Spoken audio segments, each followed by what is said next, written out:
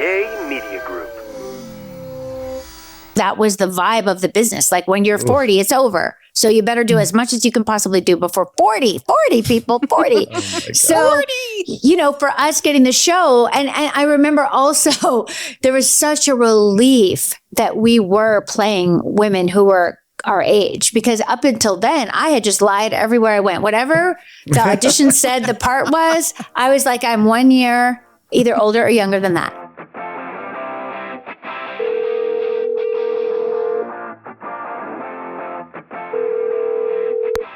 Hey dude, I think the 90s are calling.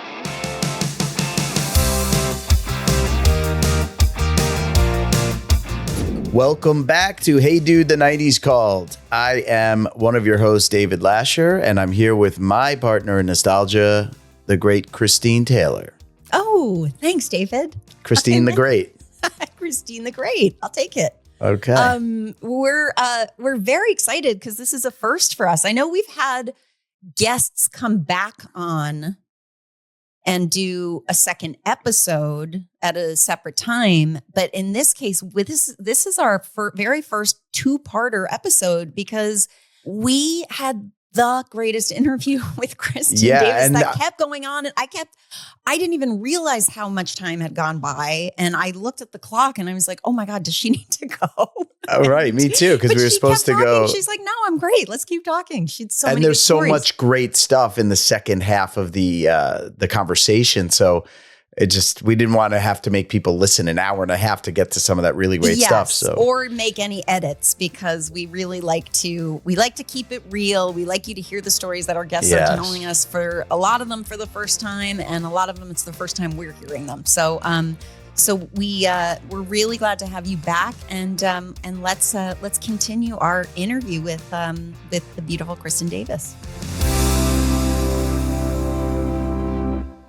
Thank God. I think it's still going on, though. I think it's still going on. It's under the surface now. It's in a different way. I think we keep claiming that we've come so far, but if we look at people in movies and on TV and in magazines, it is not that different. I mean, it is, but I had the same experience almost to a T on the Brady Bunch movie. And it was a real thing because it was first when I got cast, they were like, can she lose 5 or 10 pounds? And they were like, it doesn't matter. Can she? I mean, listen. And it was like, I wanted that job more than anything in the world. And by the way, my body type, I looked like Maureen McCormick. I had a different shaped body. I had boobs. She didn't. Well, how insane. It was like just a different body. Oh my God. And they asked, and I worked really hard, and I lost some weight for the movie, but it took a lot. And then hilariously, and this is why the joy of having something captured on film forever, you can see it. You see scenes where we would shoot one part of the scene like 2 months before, and towards the end of the shoot, my roommate and I would go out and treat ourselves to frozen yogurt with sprinkles, because frozen yogurt was fat-free, sugar-free, right? Yeah. We'd load the sprinkles on top. I'd treat myself to. By the way, you guys, I was 23 years old. I was like, so Marsha just got a little bit curvier and curvier. Marsha got a little curvier. If you see, wow, it's very subtle. But there's a scene in particular where, like, I come into the thing and they had to reshoot something towards the end, and the dress was a little bit tighter. It's subtle. It's so crazy. But they were on me about it. And somebody would come up to me. It was not a man. It was a woman who I really ended up loving. And she's like, I have this amazing personal trainer that I'd love for you to meet. I think you'll really love him. Oh my God. Turns out I did end up working out with him and fell in love with it. It ended up being a thing that I still look back on it like, guys, yuck. The whole thing was yuck. But that trainer did become like a very big part of my life for a period of time. And it was, you need those people. You need those people. It was positive. Yeah. It was all about positive body image and being healthy and all of those things. Something I've never done before. Being healthy, right? Exercise, working out, staying fit is for your mental and physical health, right? Yes. If I can transition real quickly, because we're please. Good luck. in my perception, I think the best thing that could have come out of Melrose Place is that Darren Star then created Sex in the City. Thank you. How did that come about? And when you read the script, what was your impression? Well, he left Melrose and he went to do a different show in New York. I want to say it was like Central Park South or something like that. And it didn't work. But that was his first foray into, I want to change it up. I want to be in New York. I don't want to be, doing these kind of soapy things.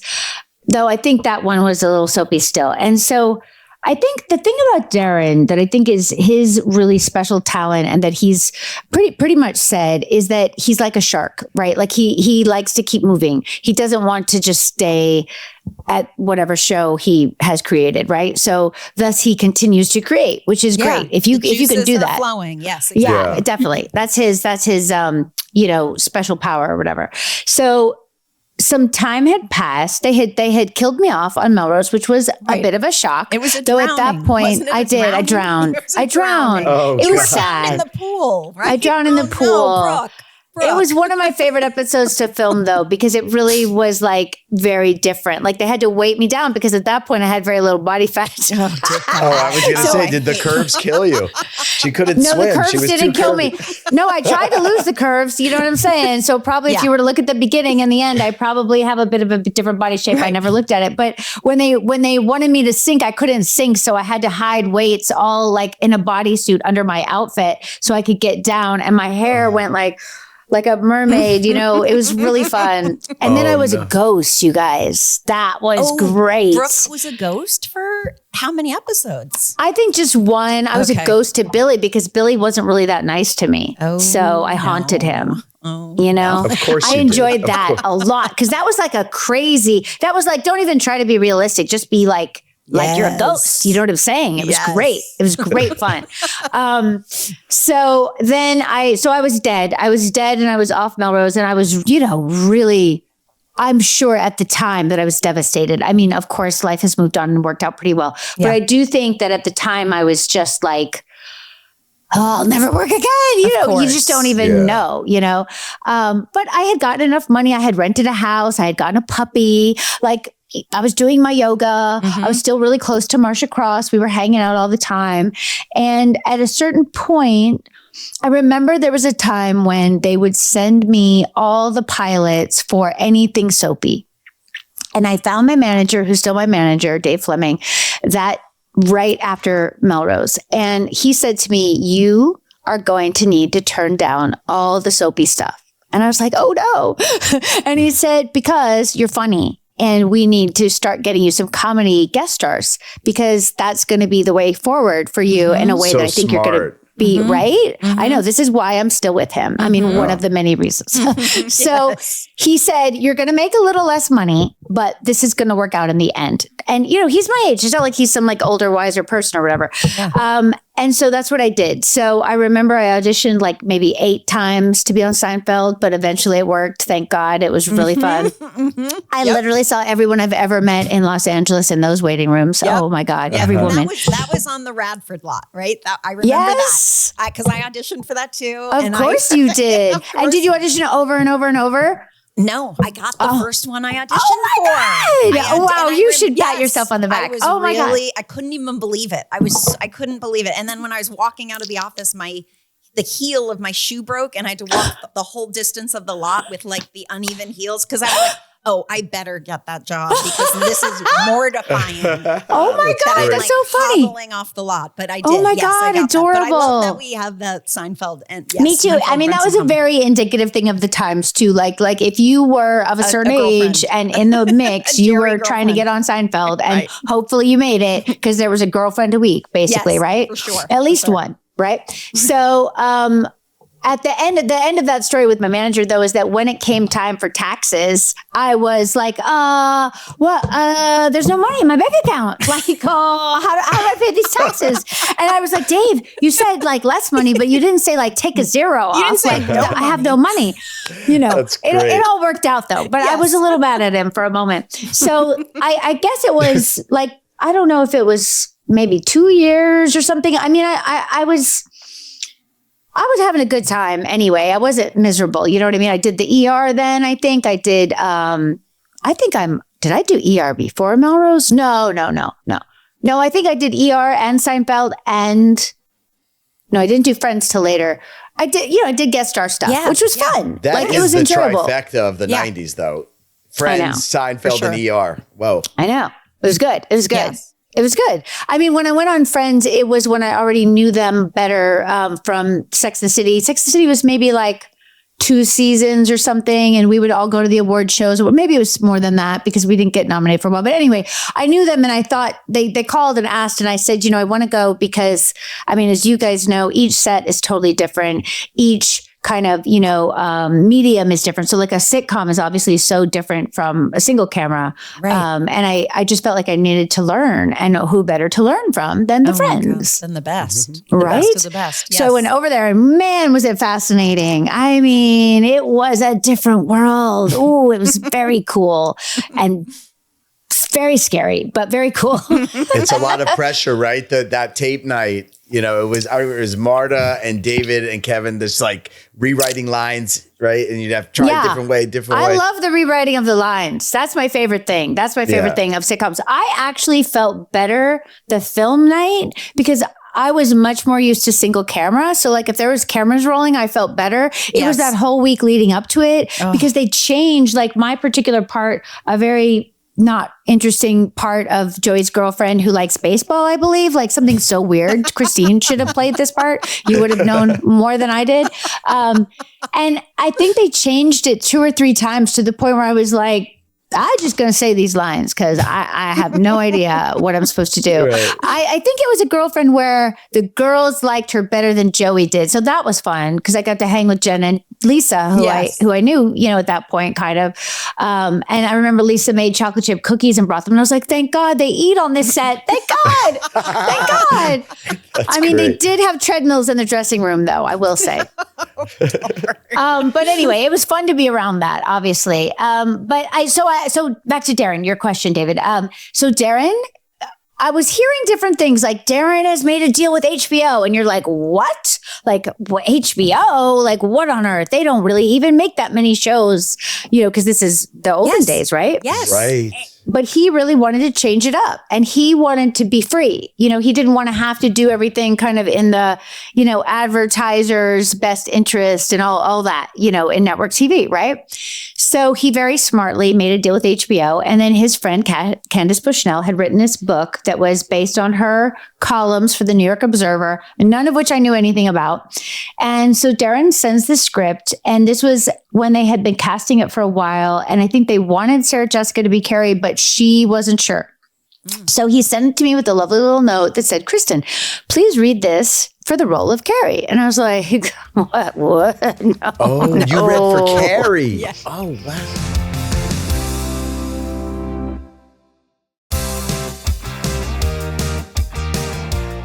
Back then, in the original pilot, Carrie was much more like Candace than how you think of Carrie now that Sarah Jessica has played her for all these many years.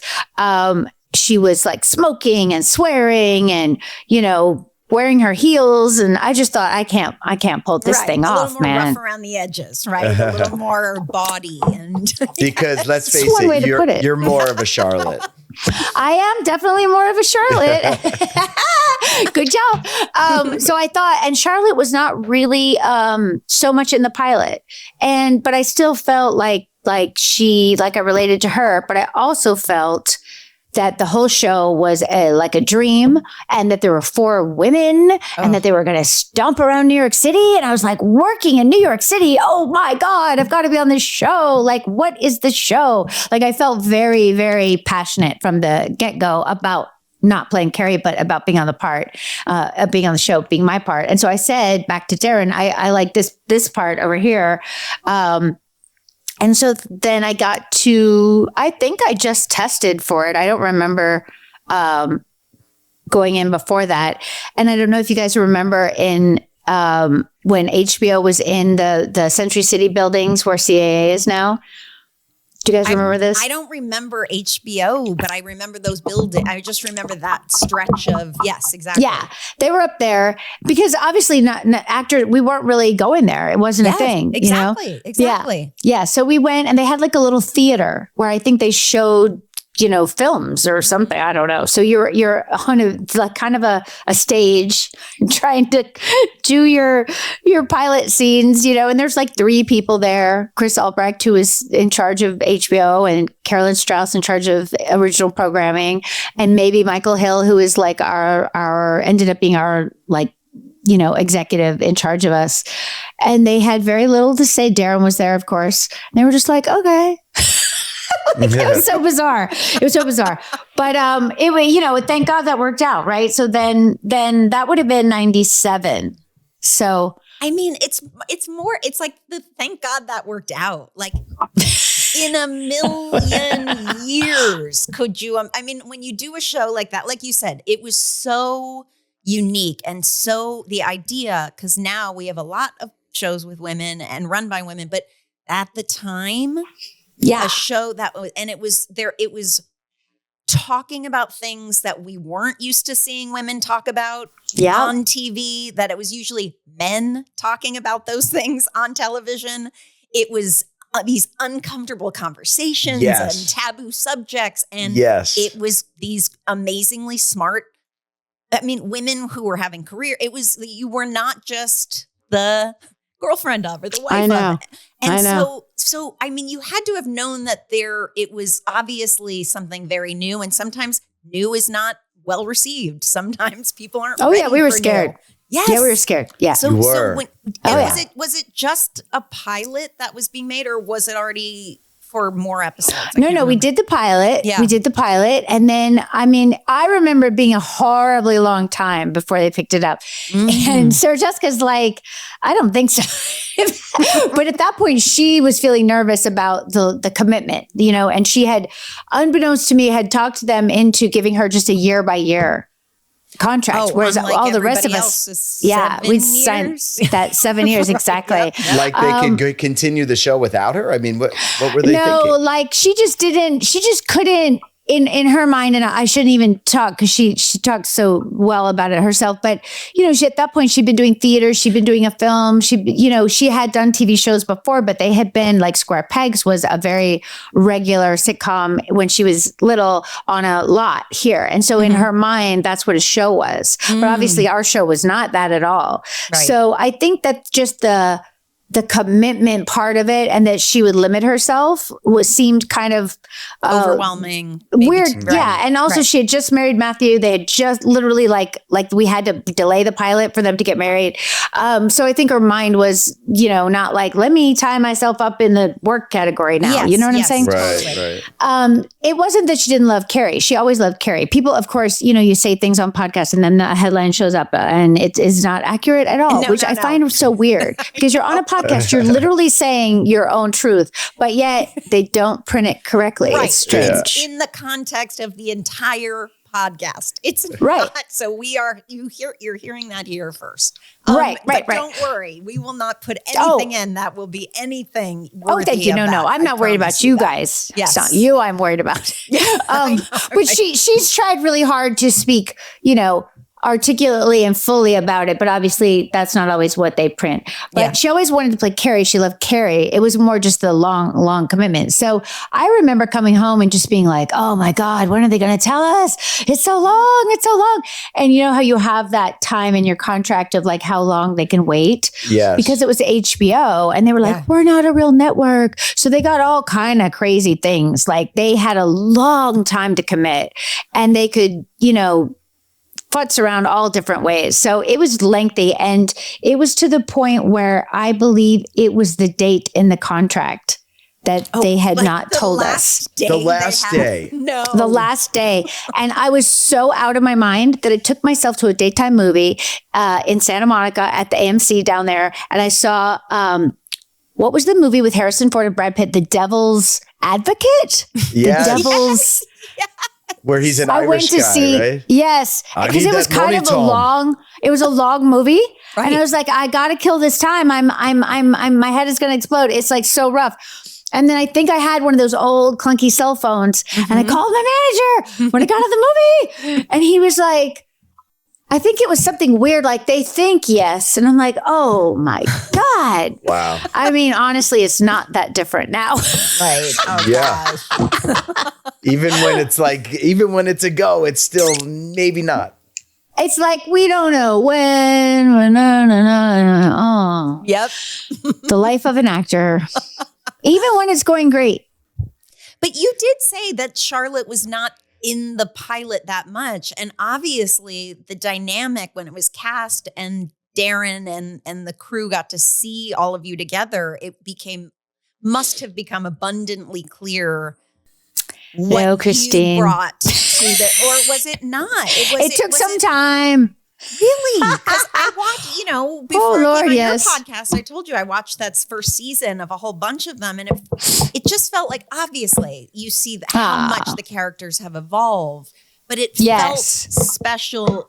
You see this, you see the magic, and it was the spark, obviously, and that then grew into the, how iconic it's become. I mean, this many years later, and you're still getting to, I use that expression, getting to play this part with these women. I mean, how incredible. It's funny now that I'm doing the podcast, I'm rewatching it for the first time and having all kind of people come on and they're all like, it was, the most amazing thing. I'm like, wait, no, that's not how we felt. like not at all. I mean, we filmed so we did the pilot, then it took like a year and a half for them to pick it up. It felt like to me, Sarah Jessica tells me I'm wrong. No one can find the paperwork because it was a long time ago. But we went back and did 13 for the first season. So we did, I guess, 12 more. And we filmed all of them before anything hit the air, which back then was very unusual. And we were really scared because of all of the things that you guys mentioned. We were talking about stuff that you don't normally talk about. It wasn't necessarily for men. It was more from the female perspective and the female gaze. But yet also there was a lot of salacious storyline, obviously, especially first season, man. It's like, wow. So we didn't know what people were going to say or think, or if anyone was going to watch. And from my perspective, I thought, well, we could be like a niche show, like kind of like Larry Sanders. Like Larry Sanders was kind of the example of HBO having a show that people loved previous to us, but it was a tiny little kind of a niche thing. And it was great. I was also on that show, which was an incredible experience. Yes. Yes, I know. It's wonderful. But that was our goal, really, like to be like that. Do you know what I mean? And just to keep going, you're at that basic thing where you're like, oh, if we just get to make some more, it'll be amazing, And what I did hear, and this could potentially be a headline, but we were just in Paris promoting and just like that. And we have a producer who's not so much known named John Melfi, who had produced the Sopranos pilot. And so HBO knew him and they asked him to come on to our show second season. And maybe he produced first season of Sopranos. I'm not sure, because we basically were getting made at the same time. Like when we did the pilot, they asked our crew to sign a double contract to do Sex and the City pilot and then go to New Jersey and do the Sopranos pilot. And I remember our hair and makeup people saying, I can't decide if I want to go to New Jersey. And we're like, why would you do that? And they were like, oh, it's a New Jersey show about mobsters. We were like, ew. Like, little did Who's we know. gonna watch that? Exactly. We were like, another mobster thing, really? But obviously, incredibly brilliant and all of our favorite shows. But he came on, he joined Darren and Michael, and I think we might have had Jenny Bix, our first female writer and consulting producer at that point. And Melfi told me, this is just like weeks ago in Paris, that he was told, and we don't have confirmation of this, and I'm trying to get someone to come on who could give confirmation. He was told that if he didn't go on to produce the second season of Sex and the City, that the show would be canceled. No. Wow, that's a lot of pressure for him. I know. And also, we were never told this. We were like, what? But I mean, I do think it was kind of from a production standpoint, like an unwieldy show, like we were shooting really fast. We were shooting in so many locations in New York City, which is not easy, as we know. Yeah. Oh we didn't really have sets. Like we had these tiny little, like we were in Silver Cup, the bread factory. You guys know Silver Cup in New York? Of course. Yes. Yeah, when of course. going over the bridge. Yep. We were there. And like my initial set was 2 flats that they would just move to whatever side, 2 white walls and a bed. That was it. And like a little nightstand, I think. They would move them, around whichever way the camera was facing. That was all we had. We had like nothing. But we still were expensive because we were in New York. Yes, so I think that you they shot on these beautiful cobblestone streets for a night, and New York is a character in the show. Quality, it's so New York, and it's so that period of time in New York. Yes, I agree. Beautiful to see. And that was the great part of it. But I guess they were stressing over there at HBO about it. Yeah. I don't know. So they told Melfi, you better go over there. We're going to cancel that show. So thank God he came, and he's still with us. You need your confirmation podcast. I need to get to the man bottom of this. Saved Sex in the City. I mean, maybe they were just trying to pressure him to do it. I don't know. But it worked. So the cast, you felt like you were nervous about the content, the envelope being pushed, and your character was sort of like the moral compass, right? Like Charlotte was as offended as any audience member would be, right? Like, well, that's a good way to put it now, right? At the time, they would say like, "Oh, she's the prude." I mean, I got kind of a lot of really different feedback. Like I remember one time, I didn't like to read reviews then, because remember then it was like the newspapers reviewed you and that was kind of it. There was no social media, right? So I was like, I don't want to see any reviews. But I had a neighbor whose husband was in finance and he felt that I needed to see the Wall Street Journal's review. So he put it under my front door. Stop. And the review said, it was written by a man, and the review said, this show is horrible. And who would want to date any of these women except for that brunette one? He felt that would make me feel better. And I was like, how dare these people? I mean, I was so mad. But that was kind of the vibe. You know what I'm saying? Like, it was like, who are these women? And women don't talk like this. And who do they think they are? And, they're just sluts. And what, like, it was crazy town, you know? No. I mean, it was, at a period of time where you could say all those things and feel all right to be able to call them just because they were women women talking about sex. Oh my God. God forbid. God forbid 4 women have lunch and talk about sex and the guys they're dating. Because of you guys, now women do talk like that. That's what happens when you do something groundbreaking. Now women in their 30s can be single and badass and own their lives and talk just as dirty as men. Now it's all acceptable because of you guys. You know what I think, though? I mean, I appreciate that. It's really kind. I don't know if that's true, though. What I think is that, the very long held kind of rules that we had in society were just ready to fall, So we just happened to come along at the right time and probably got greenlit because the people at HBO didn't have to talk to advertisers, right? And could do what they wanted and had good sense and good taste. But I think that society was ready for some change. Right. Because obviously the change is widespread. Yeah, definitely timing. It's timing, right? It's all timing. When people are ready, because we've all seen things and been part of things where they're a little bit ahead of their time. I say that about a lot of Ben's stuff, like pilot things he worked on. Even the Ben Stiller show, a little ahead of its time. Yes. I mean, now that would be like, it's just, you have to present it. And that's the sort of magic sauce, the secret sauce of putting it out there at a time when people are ready. And that, and right, but you have no way of knowing. It's just you just have to guess and you have to follow your gut.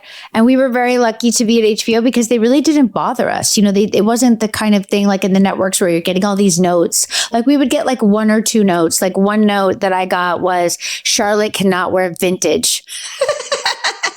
Don't ask me. They didn't like one of the outfits. And then one of the other notes that we got early on was that the women, our 4 of us, could never fight about a man, which was a great note. Oh, I So like only that. 2 notes I Yeah. remember from the beginning. Wow, no that vintage. came from them, you know. No vintage clothes. Yeah, no. for They put me in this one kind of like fluffy lace thing, and I think that they thought that it was like too on the nose. You know what I'm saying? Mm-hmm. Like it Yes, was kind of right. fluffy, like grandma-ish or whatever. Right. They didn't Charlotte's want me more looking conservative, right? right. And I mean, vintage can be obviously conservative, but it was just kind of like just an obvious choice that I would be wearing a grandma kind of a lace thing, you know. Let me say this. So through my podcast, this is kind of the joy of having to like go back and unearth things and have different people on and hear what they remember, which is super fascinating because sometimes it's totally different than what I remember, or I just have a blank at that time so I can hear someone else's perspective. And I do think that all of us in the beginning were very excited. I think we were scared of what we were doing because we did know that it was different, obviously. And so there was definitely some nerves, and also there was some finding ourselves in the process, right? Like we used to talk to the camera. I don't know if you remember, like crazy kind of creative that things. Weird first season of the breaking the fourth wall. Yeah. Yes. Right, exactly. So there were a lot of creative things that had to kind of find their way, but we were allowed again to do that. And from everyone that I have talked to so far on the podcast, like I just had one of our great directors on who is primarily second season. We got him from The Sopranos, actually. Alan Coulter's his name. And he's someone that I remember coming on and really changing the show. Like his way that he shot, the way that he moved the camera, the way that he lit, the details that he added of like a blowing curtain. And it really elevated the way that the show was shot from after he even left, right? So he was there around for a while and then he moved on. He went back to The Sopranos. He did some movies and things. And he was like, I just remember it being such a joy. And I was like, that's so great. Because he was also at The Sopranos, which was a dark world. Not that they were dark, but you know, it was a dark world, right? And then he would come over with us and we were all in Silver Cup. So it brought back so many memories. It was such a joy to hear him talk about it. Because I remember a lot of the stress, you know? Stress. Yeah. Yes. And being up all night and being worried about like in the beginning, I never wore heels that high, like just basics, right? Like, can I do what they want me to do? You know, can I wear a 5-inch heel and walk down a cobblestone street and speak very quickly and be word perfect on the script and hit the jokes? Like just the sheer work part of it, you know, was sometimes you're just in that mode of like, I'm here to do my job. You know, and it's so, I think that's something that as we get older, I look back on that. I say it even about kids. I was like, I'm not having children now, but if I had them now in my 50s with all of this life perspective and gained experience and all of those things, I just would do a lot differently. I think I would approach things a little differently. Not that I would change the way I did any of it because you learn and you grow and you make mistakes and that's part of it. But I do look back on certain jobs and certain periods of time where you'll hear from someone else, that was so much fun, wasn't it? Right, and I remember thinking like, I was just panicked that I was going to get fired, or I was just panicked that that it was going to be badly reviewed or whatever it is. And so it is really nice that you have this opportunity to have a shared, David and I are doing that together with our show when we were teenagers, because we do have that same thing where you'll remember certain things and I'll remember certain things and we fill in each other's blanks. And I think for you to get to do that, and I mean, how has it felt for you? Because this is not a rewatch podcast for us. We have not gone back and looked at every single episode from when we were 17 years old. We only did 65. But how has it been for you to see yourself? Like, to go back into those memories and moments, and can you look at it in a loving way, or are you critical? Do you have a critical eye? Do you have? I have a slight critical eye, but not really. Like mostly, I really feel like pretty much what we were talking about before. Like I can see when I'm stressed, you know, inside. And I feel like, oh my God, she's trying so hard. She's trying so hard. I just want to tell her it's going to be okay. It's going to be okay. So I definitely feel, and I also feel like, you know, we're not technically that young. Like I think we were all like 33-ish. And then Kim was a little older and Sin is a year younger than Sarah and I. which is not that old, but at the time in our business, that was old. Oh my God. That's Do you nuts. remember? That's so sad, but yeah. It's insane, Yeah. right? And I look at our To be in faces your and I'm like, 30s and to say that that's old is nuts. I know, but I know you're that all we so baby faced. I know we're baby faced, but I know we felt that. And I remember Michelle Pfeiffer, of all people, saying, and Meryl Streep, all of them have said, like, well, all of us just believed that when we turned 40, our career was done. Like that was what the vibe was in our town. You know, that was the vibe of the business. Like when you're 40, it's over. So you better do as much as you can possibly do before 40 people, 40. So, 40. you know, for us getting the show, and I remember also there was such a relief that we were playing women who were our age, because up until then I had just lied everywhere I went. Whatever the audition said the part was, I was like, I'm 1 year either older or younger than that. Like I couldn't ever remember how old I was, you know, because really I would just be was, like, right. oh yes, I'm 19, or oh yes, I'm 24. You know, This whatever was it before was. Google. Exactly. Right. Exactly. No one knew. Right. No one knew how Right. old you were, right? So when we did start in Sex and the City, I just remember like, oh, thank God, what a relief. Like we are playing grown women, thank God. Now I look back and we seem really young looking, but also kind of young acting in a way, but in like that exciting way, you know, like almost that vibe of like, you've just gotten to the city that you want to be in, you know, like there's so much of that energy in the beginning of the show, which I love. And I definitely felt that. It's not that I didn't feel that, but we would work all night, many, many days a week. Like we would start Monday at 5 a.m. and by Wednesday we'd be going to 2 or 3. And by Friday we would be going till the sun rose, and we couldn't film anymore on Saturday. Oh, That was our grueling. norm. Yeah. And I'm assuming, and just like that, it's not the No, same. Okay, it's not the same, but it's not easy because they make us go at 4:30 in the morning now. So now we used to work till 4:30 in the morning. Now we have to go at 4:30, and we're now like, you're setting your why? alarm for 3 a.m. No, it's so painful. It's so 3:30, right? painful. And we do still have long days because that's somehow just the way we roll, because we're just never pleased. You know, we're just never happy. Do you know what I'm saying? Perfectionists. And we're Perfectionists. overly ambitious in our writing of everything. So we do have long days, but it's not what it was, thank God, because I don't think we would live through it. And that's the thing I think too, when I look back on it. First season, we're pretty fresh. Second season, I'm like, oh, I remember that was like 5 a.m., you know? Like third season, when we started, the first week of third season in my mind is when we really hit. Like we got nominated for an Emmy that year, which was a shock that we never thought was going to happen.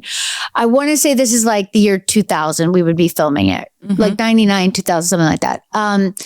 We had our first week back was 100-hour week. And I remember I had a boyfriend at the time and he was an out of work actor. That was just pretty much the end of the relationship. You know what I mean? So he Just gets you wasn't- Just for never saw him. 4 hours a night. Exactly. And he would That's say, rough. I was so exhausted. You know, I was just like delirious. And he'd say like, I need your undivided attention. I was like, oh, babe. It's me or the show. Yeah. I mean, that was pretty much what he said. And I was like, well, Sorry, babe. I'm on this show and I love this show. So I'm so sorry.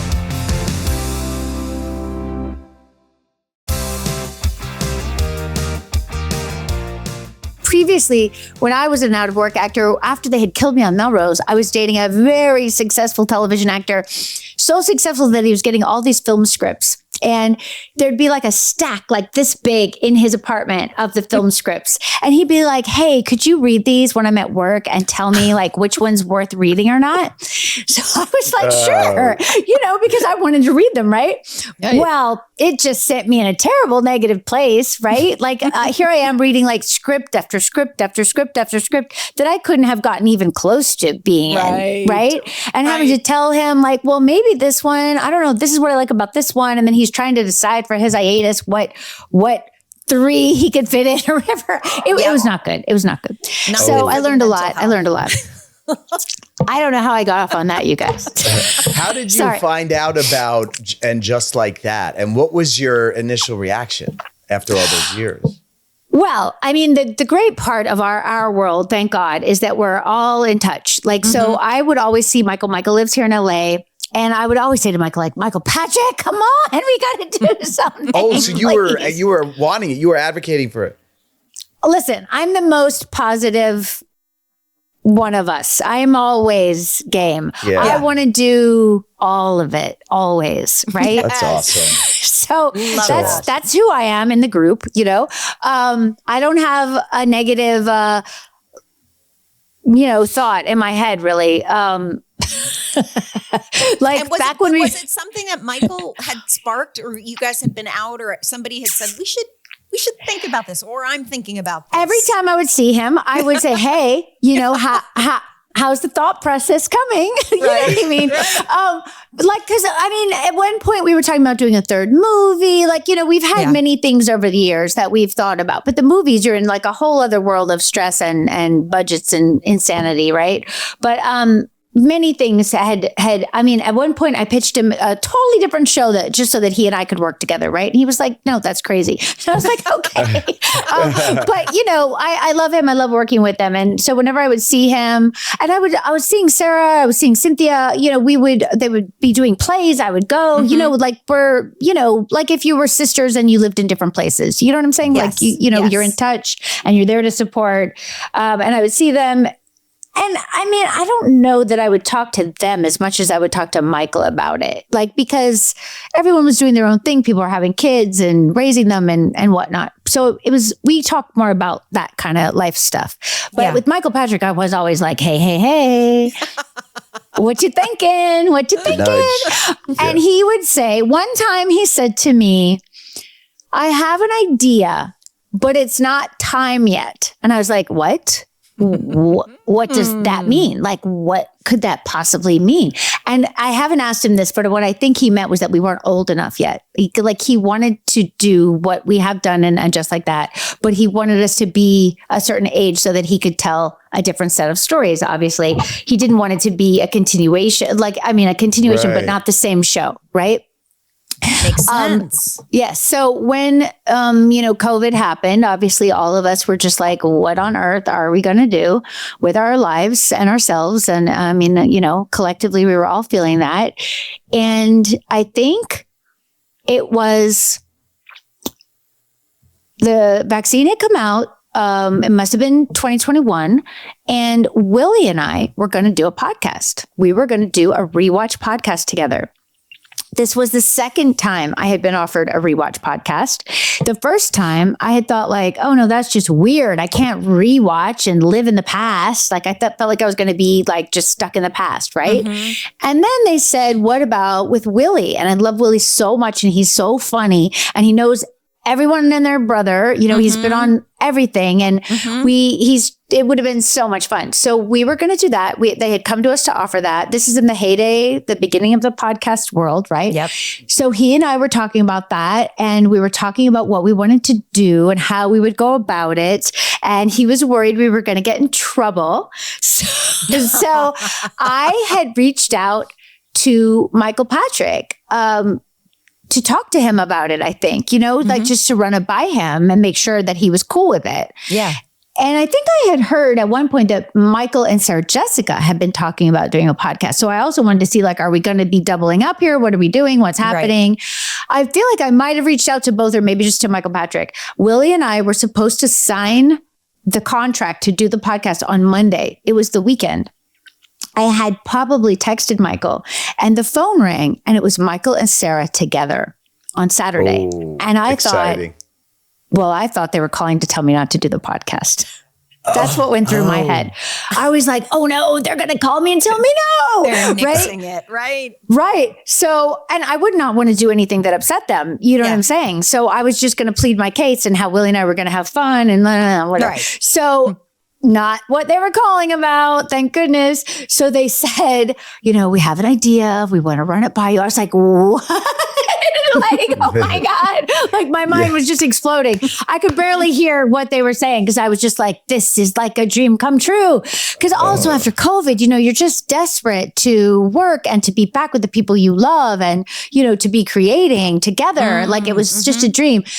So they were running it by me. And of course, I was like, yes, And then they said, we've talked to HBO, but we don't have a green light. We've got to go in again and pitch. And I was like, oh my God, that is crazy, but okay. Because I think HBO felt very much like this is, a sacred space, right? Like we want to make sure that there's a creative vision and what is the plan and what are we doing and all of that. Not that they were mean about it, but that they were like, we want to make sure that we're honoring or whatever the characters and whatnot. So anyway, then I said, you guys, Willie and I are supposed to sign this contract on Monday to do a podcast. And they were like, uh-oh.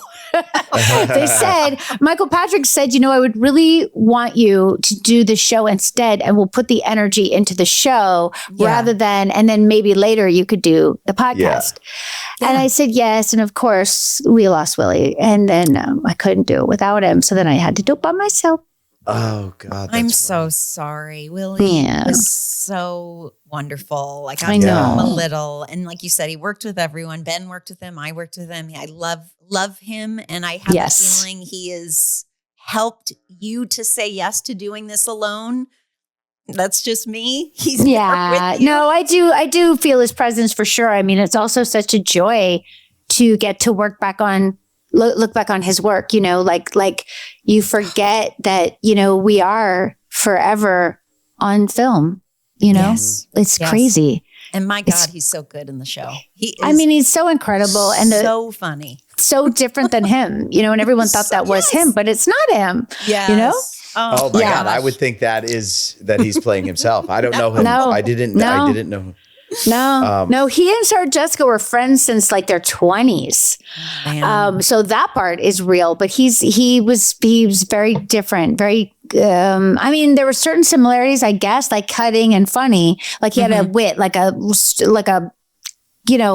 kind of a super smart, but he was more, complicated in a way that I don't know if Stanford is. Like when you're watching Stanford, he's kind of sweet, and Willie was definitely sweet, but complicated and incredibly loyal in the way that Stanford is, all of those things, but like also just said it like he saw it. That's why he thought he was going to get in trouble if we did the podcast, because we were just going to say stuff, it was going to be unfiltered.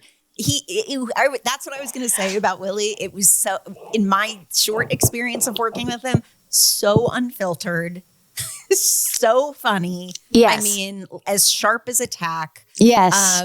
And he just, his legacy of work, because he's in so many terrific things. So many. I met him when he was on the X-Files in Vancouver. That's my insane. God. Wow. Yeah, in an insane asylum.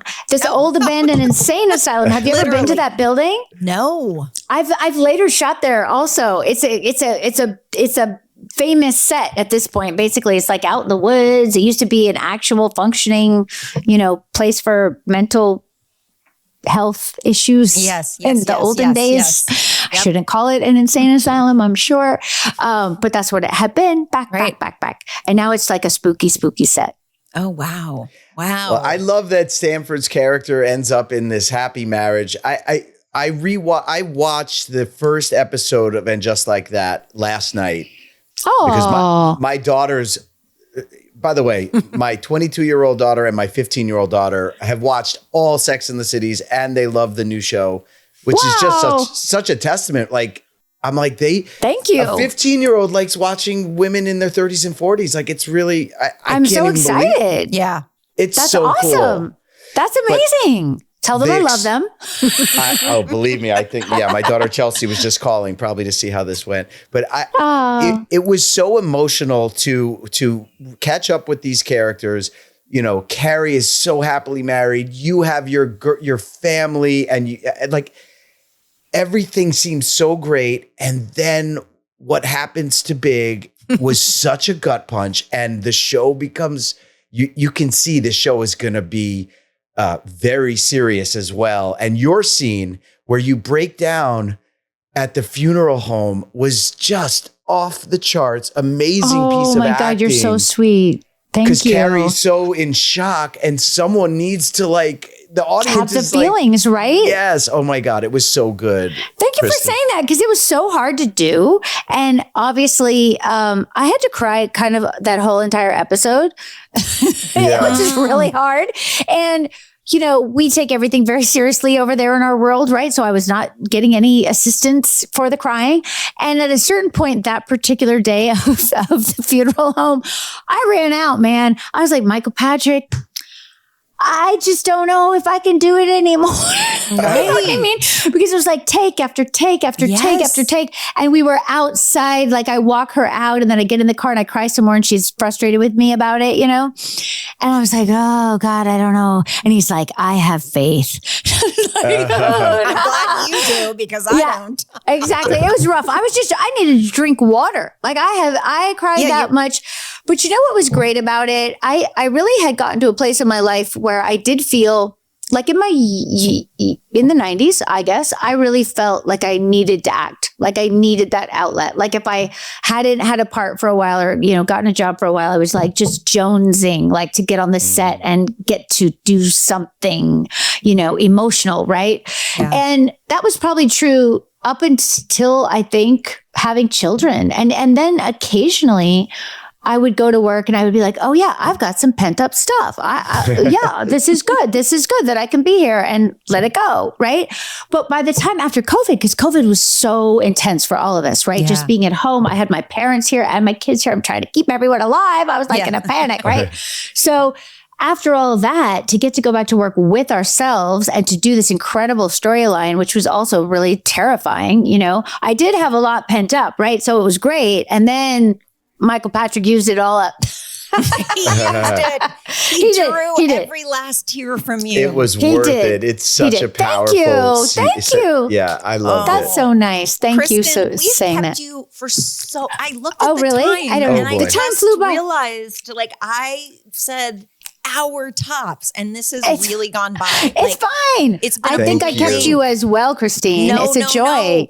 You guys are great. This was delightful. Oh my gosh. I hope I covered enough of the 90s for you. Are you kidding? It was perfect. Absolutely perfect. We're well covered. Okay, good. Yes, good. Thank you so much. It's my pleasure. Thank you guys. Great to see you. It's so great to see you. I know we need to be in person. We need to be in person. And when Ella's shows come on, we'll do something. Yes, I can't. And again, I can't thank you enough, because she had that experience of coming on as a guest star in a show with women she worships. I mean, she has, you know that, and I know she told you that, but she could not have felt more a part of, and that was a testament. I'm so glad. To you. We were talking about how great she was in Paris. Oh, that's so sweet. Yeah, they're so thrilled with her. Oh, well, okay, we'll talk. We'll talk. I can't wait. Okay, I can't wait to see it too. But I know. Thank you. I'm excited. I'm excited to see that part. Oh my gosh, you're the best. What a gem. I feel like when I went on her podcast as a guest about, I don't know, 3 or 4 months ago, she was so great to talk to. I had never gotten to know her at all. Met her a couple of times over the years, but I really loved chatting with her. And I mean, the stories, and she was so iconically 90s. I know all of our guests. I say that about every guest, but genuinely in the world, like that spelling world and the Melrose Place. And the Melrose Place stories. Yeah, incredible. And she's so down to earth and personable. Like you feel. First of all, I feel like I've known her for 25 years. Yeah, exactly. I know. And she really is like, yes, she's Charlotte and she created Charlotte, but like I think even we talked about it on the podcast, her podcast, because she asks the guests, are you a Charlotte? Like, who are you in of the cast of the girls? And I'm definitely a Charlotte. I remember Ella telling me I'm a Charlotte mixed with a little, like a sprinkled of something, but I definitely have a lot of Charlotte in me. So, but she's mixed too. Like she's not just Charlotte. She's got. So do you find yourself cringing sometimes at the dialogue? I mean, I think just as somebody who loves comedy, I think that's so, like, I find it so funny. And I always said, I told her this too. I love, like you said, she is almost like the audience. She's like the voice of reason. She is the person that's reacting the way we as the audience want to be reacting. That's what I thought was so funny. I thought it was so, crafted that way. Yeah. Because Charlotte will get up from the table when Samantha starts talking about a guy's funky spunk. She's like, that's it. I'm out of here. And the audience is probably going, what is she? Oh my God. I know. But she's so amazing. And I'm so glad that we got to have her on. It was a great interview. Yeah, me too. And I'm excited to see Ella on there, and how cool that she said they were talking about how good Ella was in Paris when they were promoting it. So nice. It's a fun little storyline that I will not, obviously. I know I didn't read it, but I know this storyline, so I won't give away who she's playing. But I'm so excited for Ella, though. I mean, yes, 1 year, not even a year out of school. Yes. Anyway, that's going to be it for us, everybody. So please come back next week. Follow us at Hey Dude, the 90s Called. Watch us on YouTube. Subscribe wherever you get your podcasts. Thanks for listening, everybody. Great guest next week. Bye, everyone.